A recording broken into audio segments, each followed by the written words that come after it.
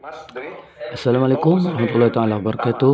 Alhamdulillah wassalatu wassalamu ala Rasulillah Muhammad ibn Abdullah kalau ini wa ala alihi kayaknya terus washabihi wa mengikuti mawalah. kemana Marilah kita ikuti Ustadz Renanda bersama ya, kaum pergi muslimin di kemana-mana seluruh diikut sampai Nusantara dimanapun Anda Kalpahuri ya, berada, Masya Allah. kemudian Udah lama kenal ya, kaum non muslim ya, bagi supaya ngefans ya. kita tidak mencemoohkan agama orang lain yang menuduh Al-Quran itu sebagai perkataan Allah dan perkataan Muhammad ya. Jadi ilmu itu harus Kemudian juga nanti ada tambahan yang berhubungan dengan masalah tentang Injil ya, kemudian tentang nasab. Inilah penjelasan dari ahli filologi ya.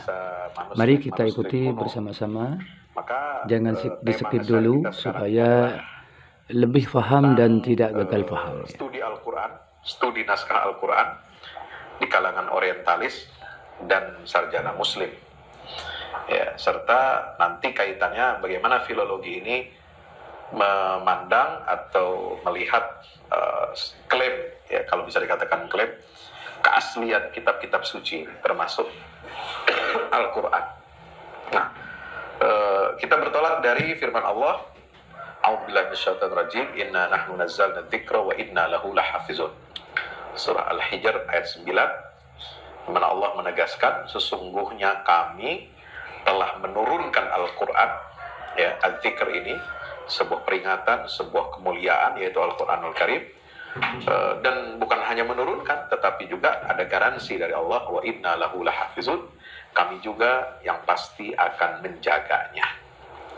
Menarik ini Prof. Kenapa inna lahu lahafizun, kami menjaganya, sementara Al-Quran diturunkan kan melalui malaikat Jibril ya, kemudian sampai kepada Nabi Muhammad SAW. Nah, sampai kemudian ada yang mengatakan Quran itu adalah kalam Allah dan kalamnya Muhammad.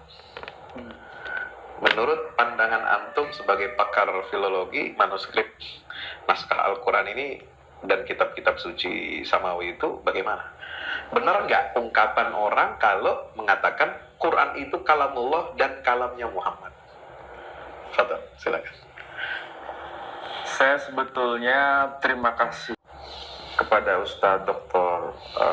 Fahmi Salim yang mengundang di forum yang mulia ini dalam rangka berbicara tema yang sangat kontroversi yang kemarin dibahas oleh Profesor Muin Sirri dengan Muhammad Nuruddin. Iya, betul.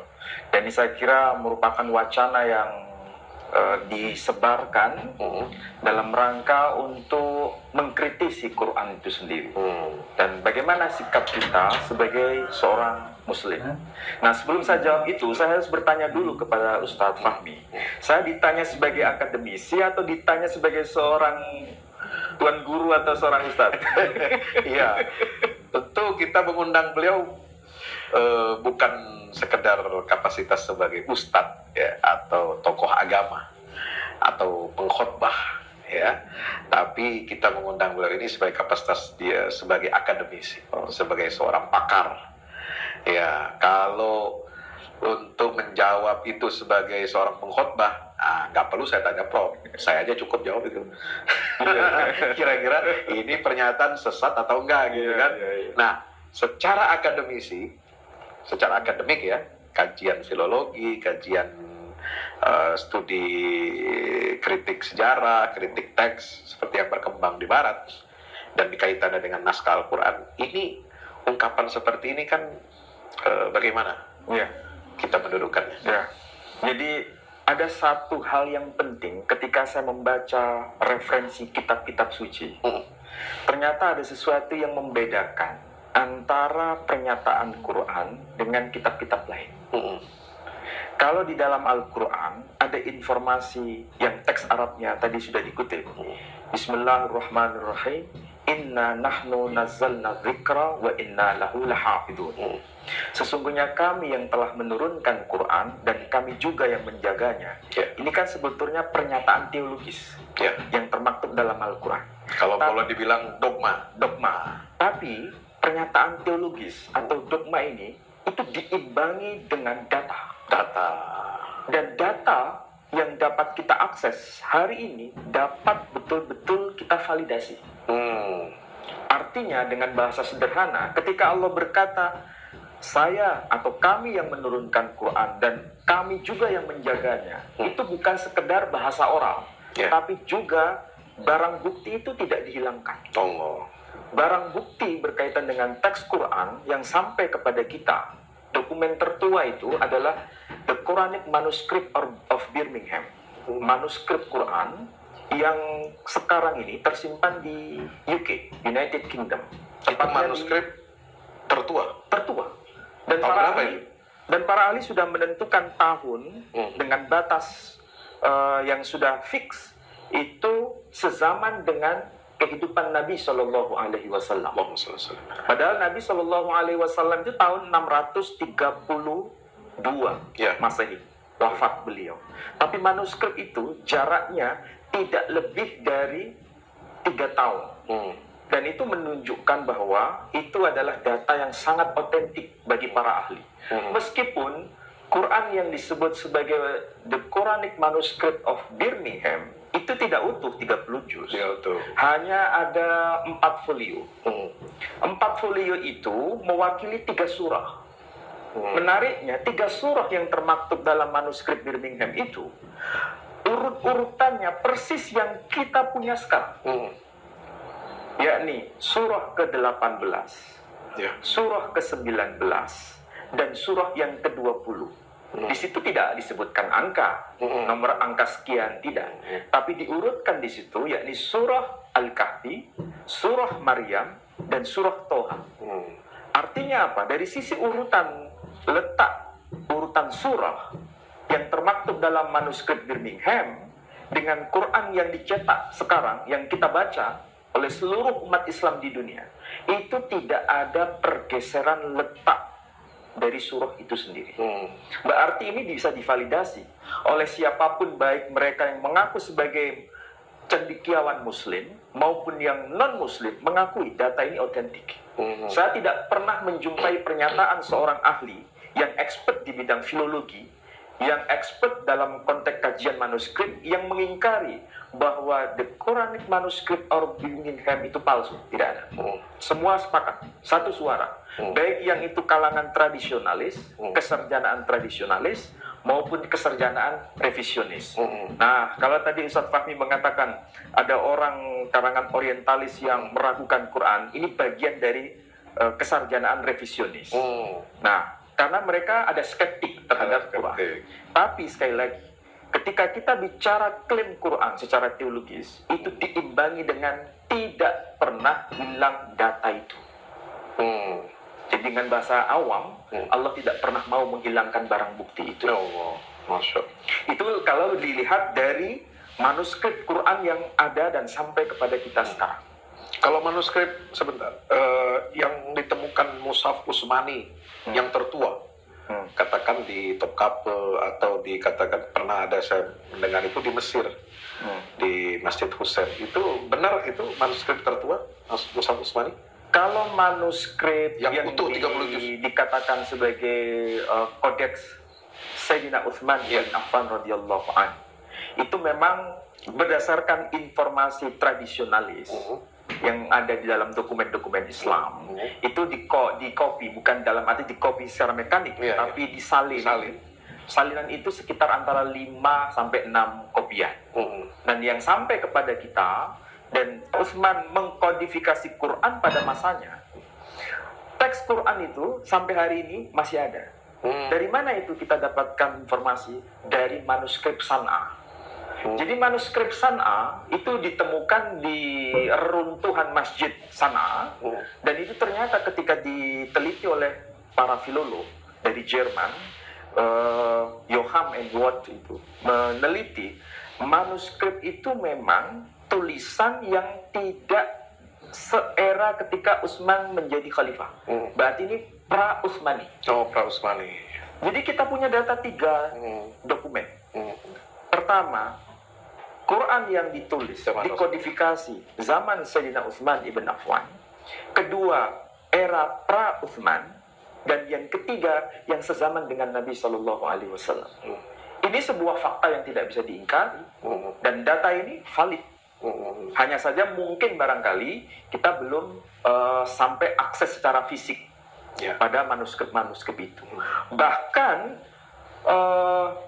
Quran yang pertama kali dicetak di Mesir, data ini sampai sekarang masih ada. Diterbitkan tahun berapa? 1924 Masehi. Pada masa Raja Faruk. Dan data itu, kebetulan saya punya data itu. Setelah saya bandingkan, tidak berbeda dengan yang kita punya. Artinya apa? Klaim Quran mengatakan, Inna nahnu nazzalna dzikra wa inna lahu lahafidun. Sesungguhnya kami yang menurunkan Quran dan kami juga yang menjaganya. Itu betul-betul valid dan terbukti secara manuskrip. Dan data ini kalau kita bandingkan dengan dokumen manuskrip juga dari kitab Bible misalnya, itu memang tidak sama. Kalau dokumen Bible, teks yang tertua itu pada abad ketiga sebelum Masehi, yang disebut Makhtutat al-Bahrul Mayyit atau The Dead Sea Scroll, atau bahasa kita menyebutnya naskah-naskah laut mati. Itu abad ketiga sebelum Masehi. Berarti belum ada Nabi Isa. Sebelum Nabi Isa. Nabi Isa. Tetapi berarti itu Taurat ya? Ini berkaitan dengan kitab-kitab perjanjian lama. Oke. Jadi kitab-kitab perjanjian baru tidak ada dokumen satupun yang ditemukan di manuskrip Qumran. Artinya ini tidak ada kaitannya dengan kekristenan. Ini kaitannya dengan agama Yahudi. Ternyata kita tahu Musa itu hidup tahun berapa? Musa itu hidup abad ke-13 sebelum Masehi. Berarti antara manuskrip yang disebut sebagai Torah, Nevi'im, Ketuvim, atau kitab Taurat, kitab para nabi, dan tulisan-tulisan suci yang kemudian diistilahkan dengan perjanjian lama atau di Old Testament, itu jaraknya bukan cukup 100 tahun, tapi 1000 tahun lebih. Iya, dari 13 sebelum Masehi sampai baru ditemukan abad 3 sebelum Masehi. Jarak milenium. Sangat panjang. 1 milenium. Dan berarti bagaimana kita bisa memvalidasi dengan data yang sesaman dengan Nabi Musa itu sendiri? Kalau zaman Nabi kita Muhammad SAW datanya ada. Bahkan Taurat sendiri sampai hari ini tidak disepakati di antara dua komunitas besar. Satu yang disebut sebagai komunitas Yahudi, kedua komunitas Samaria. Tauratnya tidak sama. Iya, kan ada perbedaan ya. Allah menurunkan Al-Quran itu kepada Nabi Muhammad kan dalam bentuk suara, lisan kan, baru setelah itu ditulis. Kalau Taurat menurut yang saya baca, saya dengar itu dalam bentuk tulisan sudah. Apa betul begitu? Jadi kalau dilihat dari perspektif Quran, sebenarnya antara kitab-kitab sebelum Quran dengan Quran itu dengan istilah unzilah. Baik itu unzila dalam konteks Quran, unzila dalam konteks Injil, unzila dalam konteks Taurat. Artinya kalau begitu, ini sekaligus secara orang, bukan dalam bentuk tulisan. Nah, yang disebut tulisan itu apa? Dalam pembahasan Taurat itu, ke 10 hukum Taurat itu dituliskan di loh batu. Nah, itu yang dimaksud tulisan. Tetapi secara keseluruhan yang disebut Hamisha Khumsi Torah, 5 buku Musa itu ditulis pada masa belakangan. Bukan langsung turun dari langit dalam bentuk tulisan, bukan. Tapi dikodifikasi dalam bentuk tulisan pada masa belakangan. Jadi yang pada termasuk yang 10 perintah itu, 10 perintah Tuhan itu masih lisan tapi kemudian ditulis dalam log gitu ya. Nah, jadi perbedaan penelitian studi filologi antara kitab suci Taurat dan Injil dengan Al-Quran ini sebenarnya bagaimana? Beda atau kesama? Ya tentu saja berbeda. Karena kalau dalam konteks kajian filologi dihubungkan dengan Quran, manuskripnya jelas, datanya ada. Tapi kalau dalam konteks kajian Taurat atau Bible, manuskripnya tidak seera dengan sang tokoh itu sendiri. Dan kebanyakan manuskrip belakangan. Paling mentok atau paling awal atau paling kuno abad ketiga sebelum Masehi. Apakah ada data manuskrip sebelumnya? Yang sekitar 1 milenium itu? Nggak ada data. Nggak ada datanya. Bahkan yang dipakai oleh kalangan Yahudi untuk mengatakan ini Taurat yang disebut teks Masoret itu abad ke-9 Masehi. Oh, Artinya Islam sudah datang. iya. Nah, kasus yang penting ini untuk dicari, justru ini mengagetkan kita. Kita tahu bahwa di dalam Al-Quran itu misalnya, ada ayat yang berbunyi, falamma balagha ma'ahu sa'ya Ya. qala ya bunayya inni ara fil manam anni azbahuka fanzur ma'adha tara. Ringkasnya, itu berkaitan dengan mimpi Ibrahim untuk menyembelih putranya.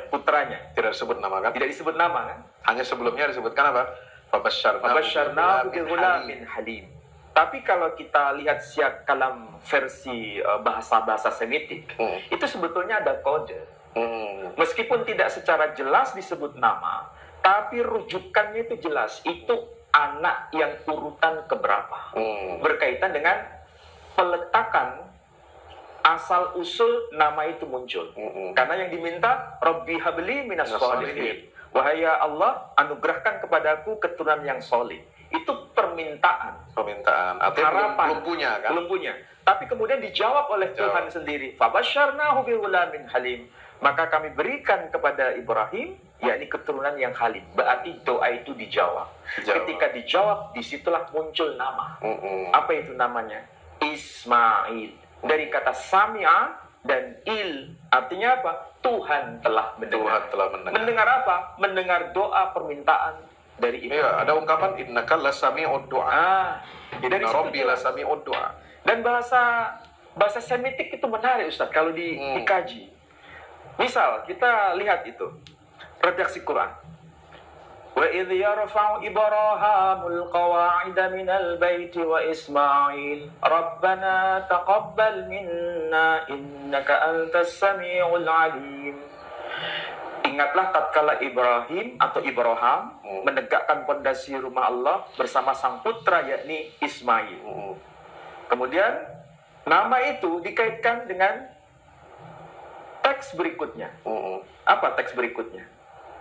Disebutkan secara jelas itu. Wa idh yarfa'u Ibrahimul qawa'ida minal baiti wa Ismail Rabbana taqabbal minna innaka antas sami'.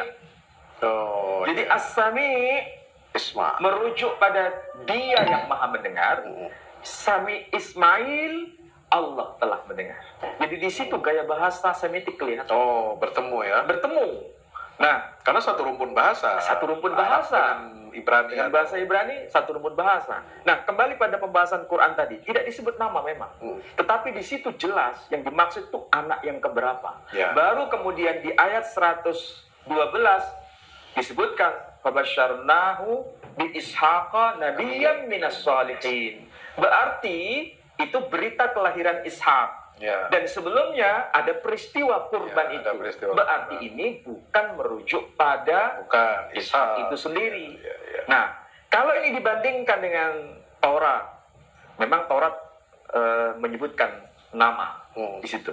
Yang sekarang disebutkan nama Sebagai yang disembelih. yang disembelih. Tapi manuskrip Apa Dead Sea istilahnya Scroll, yang istilah dalam Torah yang disembelih itu siapa? Apa namanya? Nah, begini. Az-zabih. Kalau kita kan Az-zabih Ismail. Kalau di situ- Az-zabih itu dalam bahasa ininya apa? Kalau dalam teks aslinya Teks itu berbunyi begini. Yang sekarang ya, Ya. bukan yang sebelumnya. Yang versi sekarang disebutkan gini. Wa yomer, dan Tuhan telah berfirman, kehna et binha et yikhidha asher ahafta et yitzhak oleh leha el eretz hamoriyah. Ini versi Yahudi. Kalau diterjemahkan secara harfiah begini. Kehna, ambillah et binha. Bin sama dengan bahasa Arab. Berarti putra. itu putra, bukan putri. Apalagi tidak jelas jenis kelaminnya. Ini jelas nih. Et binha, putra satu milikmu. Jadi putramu disandarkan pada Ibrahim. Et yikhideha, yang benar-benar tunggal itu.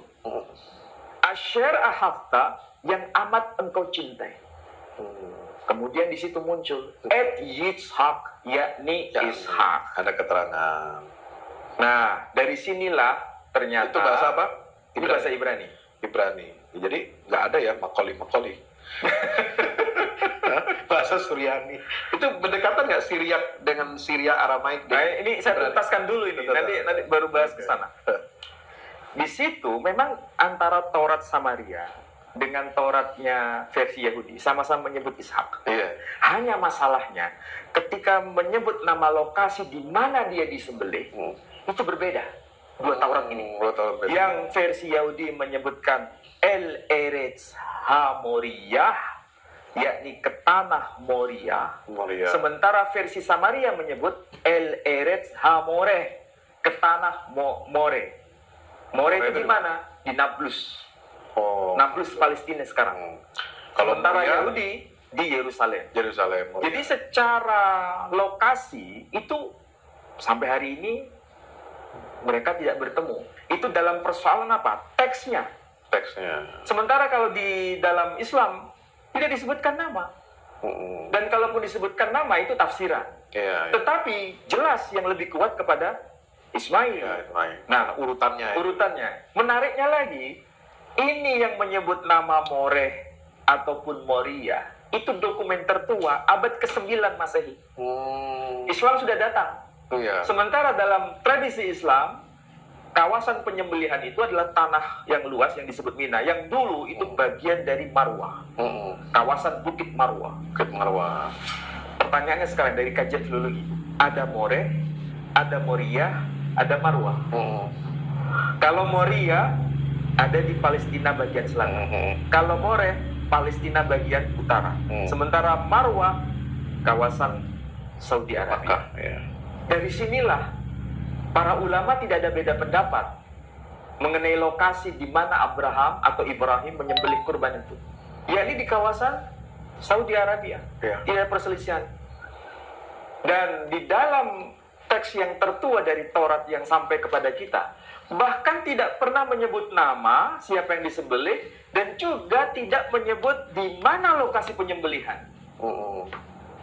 Dead Sea Scroll tidak menjabarkan itu. Teksnya tidak menyebut apapun.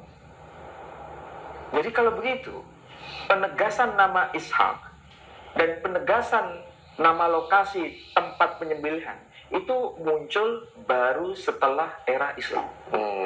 Ada apa di balik itu semua? Berarti ada pengaruh, mungkin ya, keterpengaruhan. Kira-kira ada teori pengaruh mempengaruhi nggak nih, teori taksir? Kalau misalnya kan orientalis awal, generasi awal yang mengkaji Al-Quran itu kan, seperti Theodor Noldek itu kan menuding atau mengatakan bahwa Al-Quran ini adalah pengaruh Yahudi.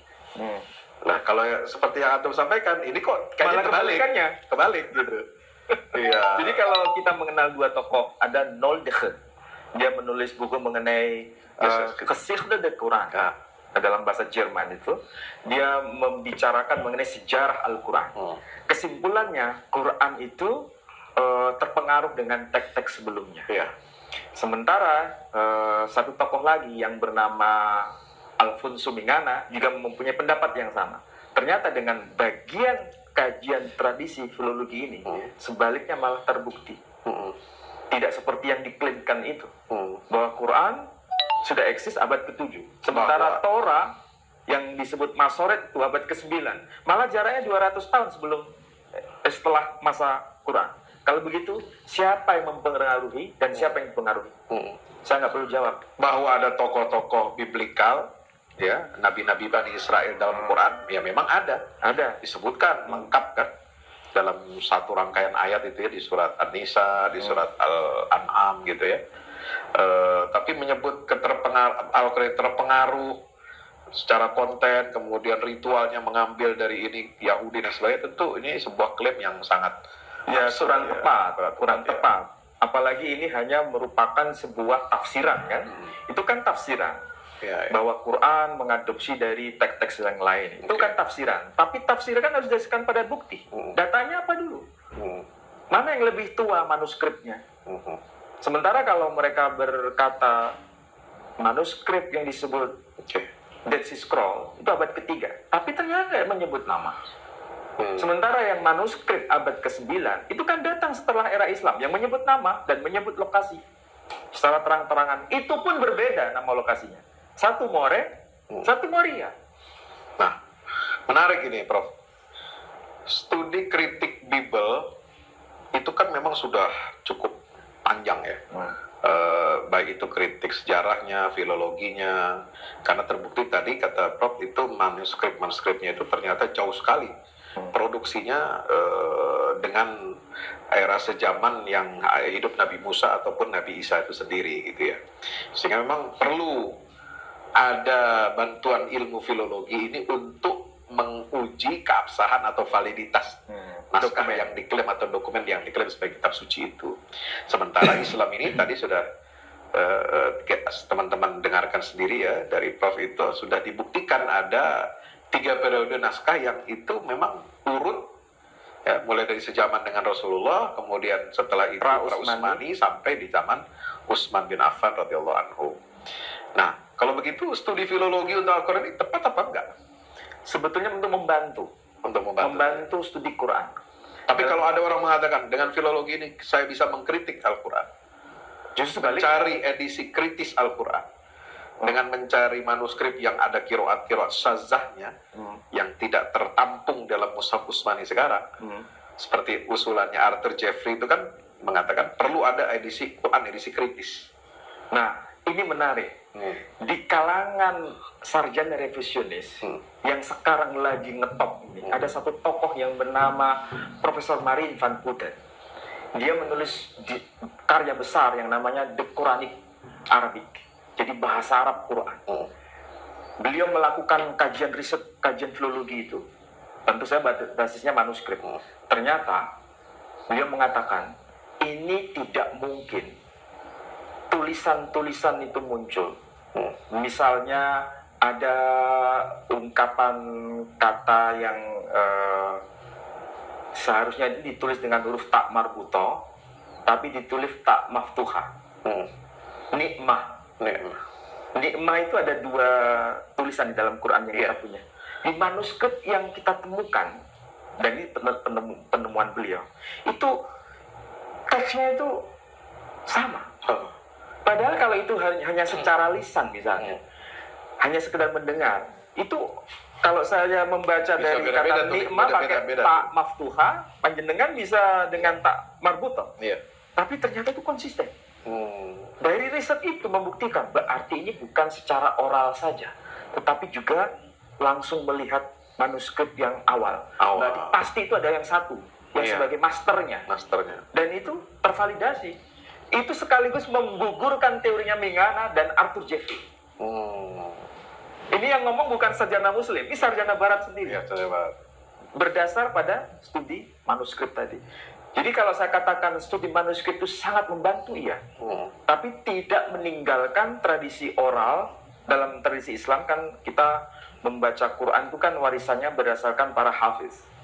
Ada qiraah sab'ah. Dan semuanya itu yang lebih mengherankan kita kan di Indonesia itu hafal Quran 30 juz. Tapi itu hanya 1 qiraah. Betul. Qiraah hafiz. Kalau sebagian ada yang hafal Quran yang juz 30. Nggak tahu siapa yang hafal Quran yang juz 30. Tapi mayoritas semua tahu bahwa Quran itu 30 juz. Cuma yang mereka paham itu juz 30 atau 30 juz hanya qiraah yang disebut qiraah hafiz. Sementara qiraah itu ada 7. Berarti kan bukan 30 juz yang dihafal. Para ulama kita sampai menghafal yang 10 juz. Kalau 10 qiraah. Kalau 10 qiraah berarti kan 300 juz. Dan itu hafal semua. Inilah tradisi Islam mulai dari generasi awal sampai sekarang.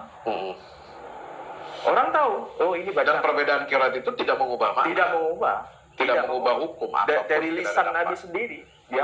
Misalnya kalau saya baca hal ateka haditsu Musa, dibenarkan. Dan itu memvalidasi, oh berarti selain bisa dibaca dengan nama Musa, bisa dibaca dengan nama Muse.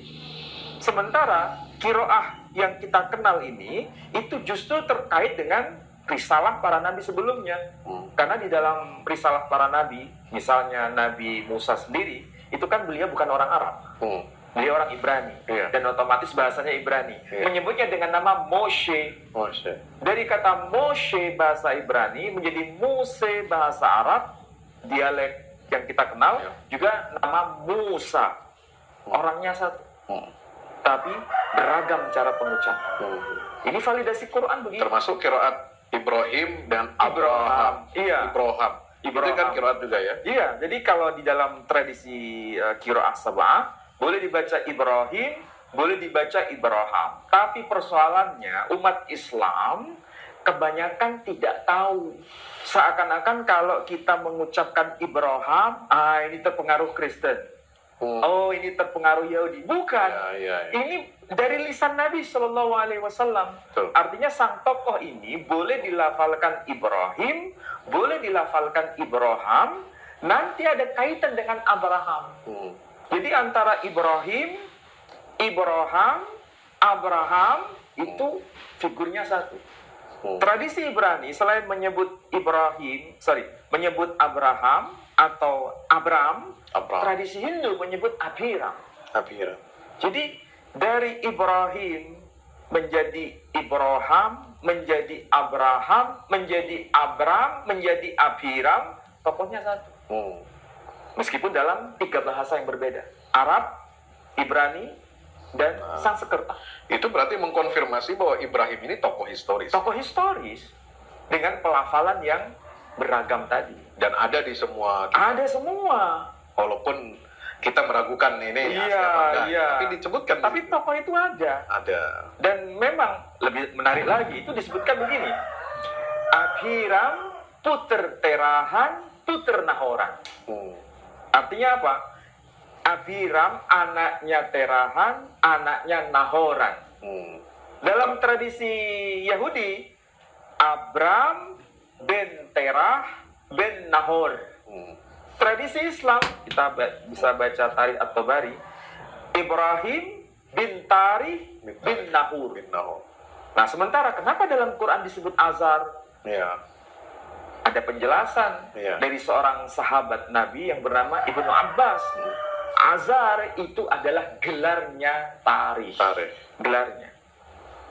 Dan terkonfirmasi itu semua. Jadi bukan sekedar ini dokumen Islam selesai. Tidak, bisa divalidasi dengan data-data lain. Dilacak dengan data-data lain. Nah, itu menariknya teman-teman ya. Kita belajar filologi, lalu kita cross check dengan semua kitab-kitab itu bahwa genetikanya Nabi Ibrahim sampai Nabi Muhammad itu terkonfirmasi. Ya, termasuk genetika studi Al-Qur'an manuskrip kitab suci gitu kan. Nah, ini menarik ya. Nah, jadi bagi umat yang ingin mengenal Islam ini, ingin mengkonfirmasi kebenaran Islam ini ada atau tidak, itu apakah metode kita itu perlu meng-cross-checknya dengan data-data di luar naskah atau manuskrip Islam? Memang kalau dari sisi kajian akademik, bukan dalam arti awam, kajian akademik untuk era sekarang disebut Gen Z, ya, ini kan generasi milenial tingkat super ya. Ini tidak mungkin lari dari persoalan ini, karena keilmuan semakin terbuka sekarang. Dokumen-dokumen itu sekarang kita bisa akses semua. Nah, alhamdulillah kita punya kitab suci itu tidak bertabrakan dengan data-data itu. Hanya saja perlu keterampilan untuk membaca, supaya tidak muncul makoli-makoli tadi. Keterampilan membaca itu penting. Nah, bahasa Suryani juga begitu. Kita harus punya akses. Masalahnya di UIN